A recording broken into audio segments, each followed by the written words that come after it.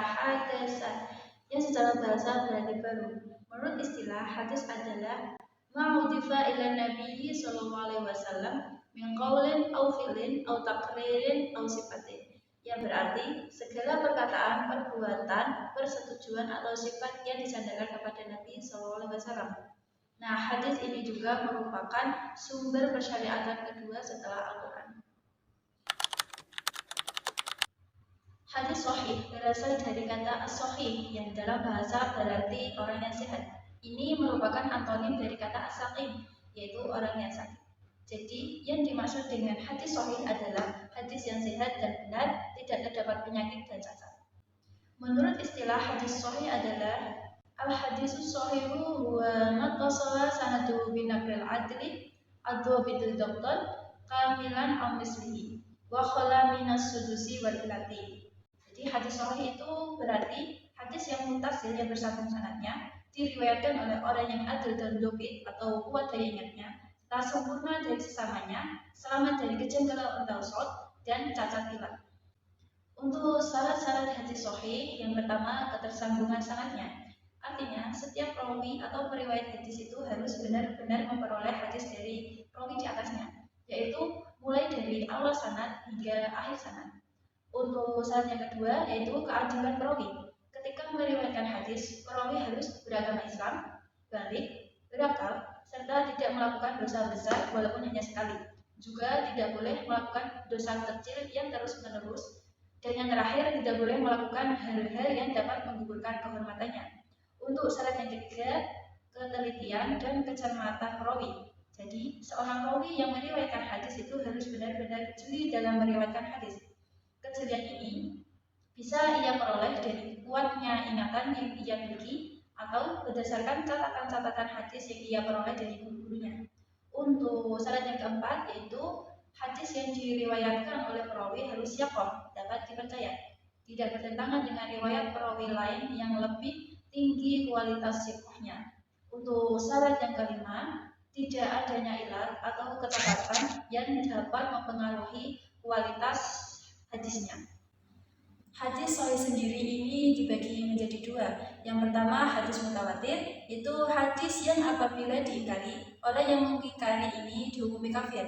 Jadi secara hierarki hadis sahih mutawatir ini sepadan dengan Al-Quran meskipun derajatnya di bawah Al-Quran. Contohnya hadis tentang niat. Untuk yang kedua hadis ahad. Hadis ahad ini apabila diingkari dihukumi fasih saja. Jadi derajatnya hadis ahad ini bisa menjadi sahih. Contohnya yaitu dalil tentang peristiwa Mi'raj pada kejadian Isra Mi'raj.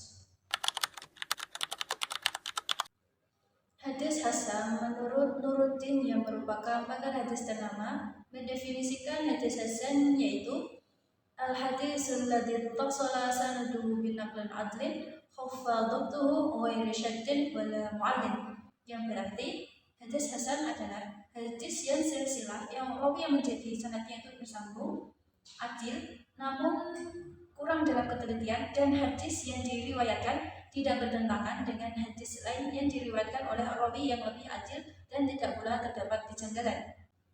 Untuk persyaratan hadis hasan ini salah satu perawinya kualitasnya itu di bawah hadis sahih. Jadi persyaratannya itu sama dengan hadis sahih, tetapi untuk persyaratan ketelitian atau ingatan perawi itu tidak harus benar-benar mempunyai ketelitian dan ingatan yang tinggi. Untuk meriwayatkan hadis hasan cukup mempunyai ketelitian dan ingatan yang biasa saja, tidak terlalu tinggi dan tidak terlalu rendah atau lupa. Hadis dhaif menurut Nuruddin adalah ma faqada syartan min syurutil hadisil maqbuli, yaitu hadis dhaif berarti hadis yang tidak memenuhi persyaratan diterima, yaitu keadilan perawi, ketelitian dan kecermatan perawi, ketersambungan sanad, tidak merupakan hadis yang syadz, dan tidak ada ilat atau kecacatan, dan tidak ada hadis lain yang menguatkannya. Jadi hadis dhaif ini memiliki ciri yang meriwayatkan bisa jadi dicurigai pernah berdusta, redaksi teks hadisnya itu salah, perawinya pernah berbuat dosa, dan kualitas hadisnya itu kurang siqah. Hadis dhaif ini dibagi menjadi dua. Yang pertama fil matni, yaitu lemah di dalam redaksi teks hadisnya. Untuk yang kedua fil rawi, yaitu lemah di dalam orang yang meriwayatkan hadisnya atau perawinya. Mengapa kita wajib berpegang pada hadis? Jawabannya karena hadis merupakan kunci untuk memahami Al-Quran. Dalam pandangan aswajajar mayoritas ulama, hadis merupakan sumber hukum Islam yang kedua. Tampaknya kita akan kesulitan mengamalkan Al-Quran yang ajarannya kebanyakan bersifat global dan umum. Nah, secara teknis, hadis memiliki 3 fungsi. Yang pertama, bayan at-tafsir. Jadi, hadis menafsirkan ayat yang umum. Contoh yang paling mudah yaitu Al-Quran memerintahkan sholat, tapi hadislah yang menjelaskan jumlah rakaat, rukun, syarat syahnya. Untuk fungsi yang kedua yaitu bayan at-taqrir. Itu hadis datang untuk memperkuat hukum yang sudah ditetapkan Allah dalam Al-Quran. Untuk fungsi yang ketiga yaitu bayan at-tasyrik, di mana hadis menetapkan hukum tambahan yang tidak dimuat secara tekstual dalam Al-Quran, namun tetap bersumber dari wahyu. Selain sebagai sumber hukum, hadis juga merekam jejak uswatun hasanah Nabi Muhammad SAW. Jadi maka mentaati hadis merupakan wujud ketaatan mutlak kepada Allah dan Rasul-Nya demi praktik Islam yang benar. Kewajiban untuk mengikuti hadis ini berdasarkan perintah Allah dalam Al-Quran, diantaranya dalam Quran Surat Ali Imran ayat 31 yang berbunyi Bismillahirrahmanirrahim. Qul in kuntum tuhibbunallaha fattabi'uni yuhibbukumullahu wa yaghfir lakum dzunubakum. Wallahu ghafurur rahim. Artinya, katakanlah Nabi Muhammad, jika kamu mencintai Allah, ikutilah aku. Niscaya Allah akan mencintaimu dan mengampuni dosa-dosa. Allah Maha Pengampun lagi Maha Penyayang.